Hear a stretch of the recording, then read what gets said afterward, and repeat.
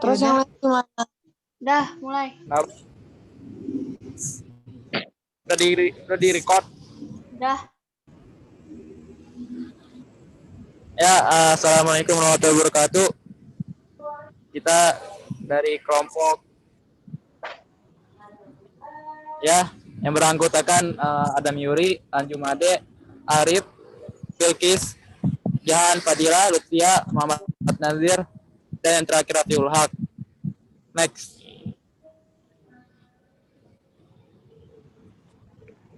Nah, pengertian paragraf. Paragraf adalah suatu rangkaian kalimat yang memiliki suatu gagasan utama atau kumpulan kalimat yang biasanya mempunyai satu ide pokok dan cara penulisannya sedikit mencorok ke bagian dalam atau menggunakan garis baru. Nama lain dari paragraf adalah alinea. Paragraf yang baik akan memberikan bantuan membaca serta penulis dalam membuat artikel yang baik. Tanpa adanya peraturan dalam menyampaikan ide atau gagasan dalam paragraf, sebuah artikel atau karya tulis yang Anda buat tidak membingungkan pembaca dan juga penulisnya untuk tetap mengembangkan artikelnya. Menurut Arifin dan Arantasai, pengertian paragraf sudah seperangkat kalimat yang membicarakan satu gagasan atau topik. Kalimat dalam paragraf memperlihatkan kesatuan pikiran atau mempunyai keterkaitan dalam membentuk gagasan atau topik tersebut. Nah, mungkin selanjutnya bisa dijelaskan oleh teman-teman yang lain.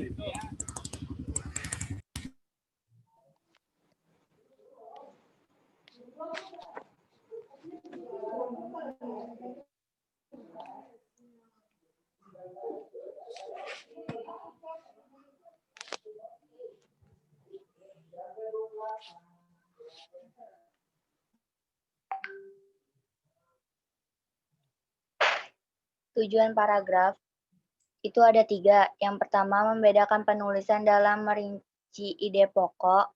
Yang kedua, membedakan pembaca dalam memahami pokok pemikiran sebuah karya tulis.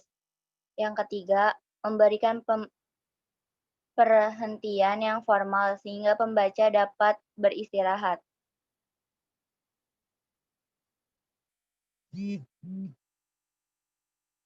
Lanjut, Ji.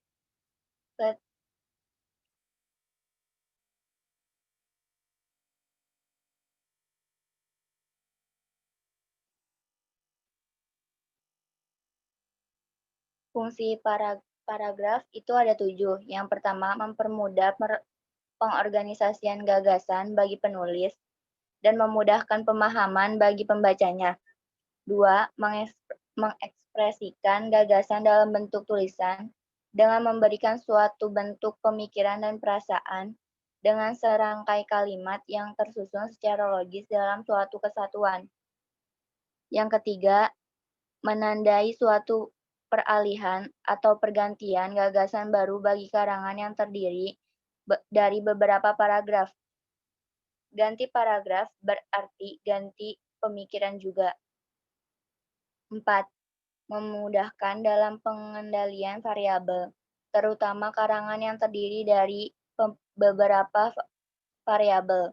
5. Mencurahkan suatu perasaan dan pemikiran penulis dalam sebuah karya atau kalimat dalam bentuk tulisan yang dibuat secara logis dan dapat diterima oleh pembaca. 6.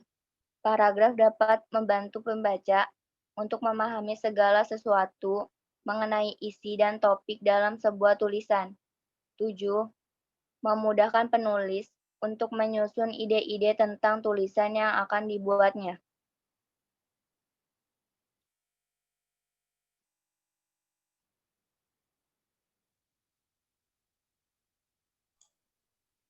Syarat-syarat paragraf.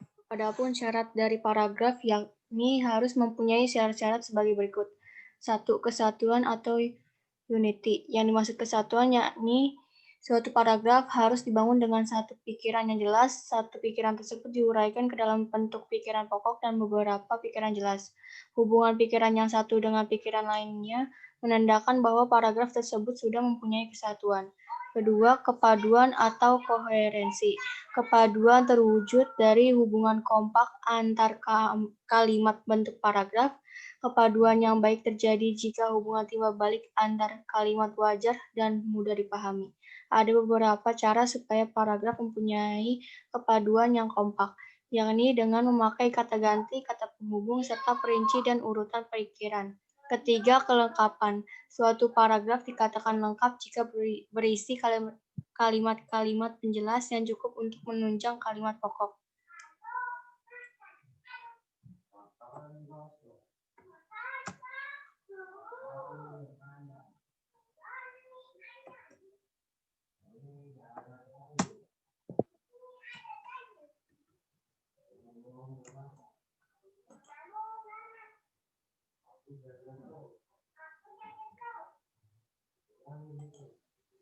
Ciri-ciri paragraf. Bertakuk atau letaknya agak dalaman ke dalam 5 ketukan spasi untuk jenis karangan yang biasa. Kedua, paragraf menggunakan pikiran utama yang dinyatakan dalam kalimat topik. Ketiga, kalimat topik dan selebihnya adalah kalimat pengembang sebagai fungsi penjelas, menguraikan ataupun menerangkan pikiran utama yang terdapat dalam kalimat topik. Keempat, paragraf menggunakan pikiran penjelas yang dinyatakan dalam kalimat penjelas. Kalimat penjelas tersebut mempunyai isi tentang detail-detail dari kalimat utama. Paragraf bukanlah sekumpulan dari kalimat topik. Paragraf hanya berisikan satu kalimat topik dan terdapat beberapa kalimat penjelas. Tiap kalimat penjelas tersebut berisi tentang detail yang spesifik dan tidak mengulang pikiran penjelas yang lainnya.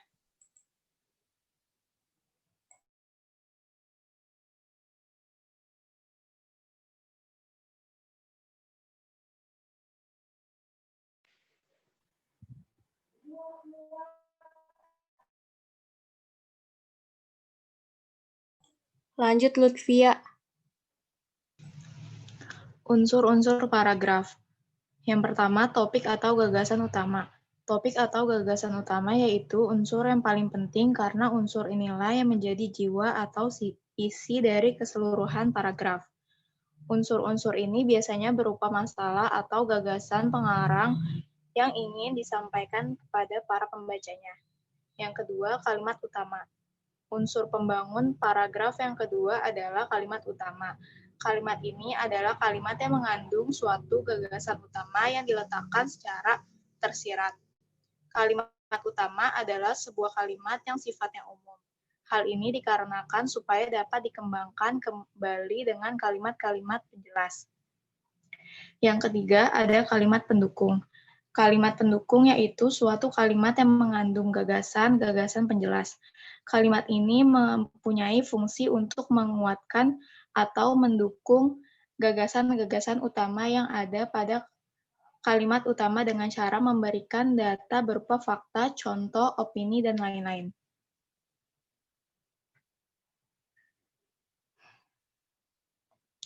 Yang keempat ada transisi.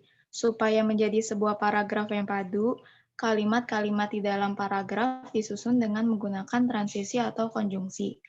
Ada dua paragraf konjungsi yang bisa dipakai, yakni konjungsi antar kalimat atau konjungsi intrakalimat. Konjungsi intrakalimat yaitu kata sambung yang menghubungkan antara induk kalimat dan anak kalimat. Contohnya yaitu dan, tetapi, karena, agar, dan lain sebagainya. Konjungsi antar kalimat yaitu sebuah konjungsi yang menghubungkan antar kalimat-kalimat yang ada di dalam paragraf. Contohnya yaitu lagi pula, oleh karena itu, terlebih lagi, namun, di samping itu, dan lain-lain. Yang kelima ada penegas. Unsur yang terakhir yaitu penegas. Unsur ini tidak terlalu penting di dalam sebuah paragraf karena tidak semua paragraf mempunyai penegas. Fungsi dari penegas ini yaitu untuk menambah daya tarik sebuah paragraf, menghindari kebosanan saat membacanya, dan sebagai penegas atau pengulang gagasan utama.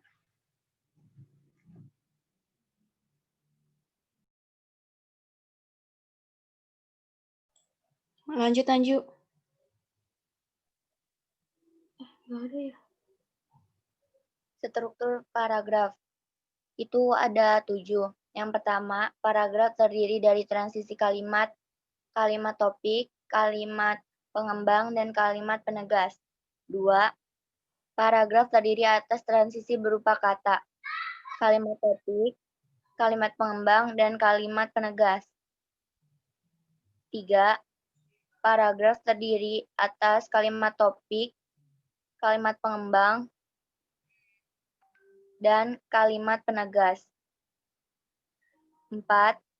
Paragraf terdiri atas transisi berupa kalimat topik dan kalimat pengembang.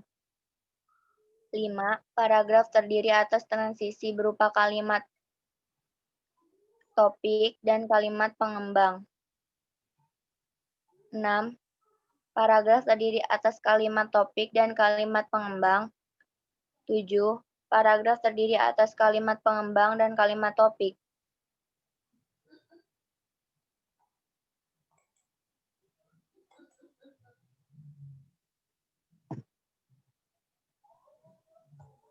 Macam-macam paragraf. Macam-macam paragraf dapat dibedakan menjadi 3, yaitu menurut posisi kalimat topiknya, menurut sifat isinya, dan menurut fungsinya. Yang pertama yaitu menurut posisi kalimat topiknya. Dibagi lagi menjadi 3. Deduktif, yaitu paragraf yang letak kalimat topiknya di awal paragraf. Paragraf ini dimulai dengan mengemukakan persoalan pokok atau kalimat topik, kemudian diikuti dengan kalimat-kalimat penjelas. Yang kedua, yaitu induktif. Paragraf yang letak kalimat topiknya di akhir paragraf. Paragraf induktif dimulai dengan mengemukakan penjelasan-penjelasan, kemudian diakhiri dengan kalimat topik. Paragraf induktif dapat dibagi ke dalam 3 jenis, yaitu generalisasi, analogi, dan kausalitas. Yang ketiga yaitu deduktif, induktif, atau campuran, yaitu pola paragraf yang kalimat utamanya atau topik utama terletak di awal dan di akhir paragraf. Kalimat pada akhir paragraf umumnya menegaskan kembali gagasan utama yang terdapat pada awal paragraf.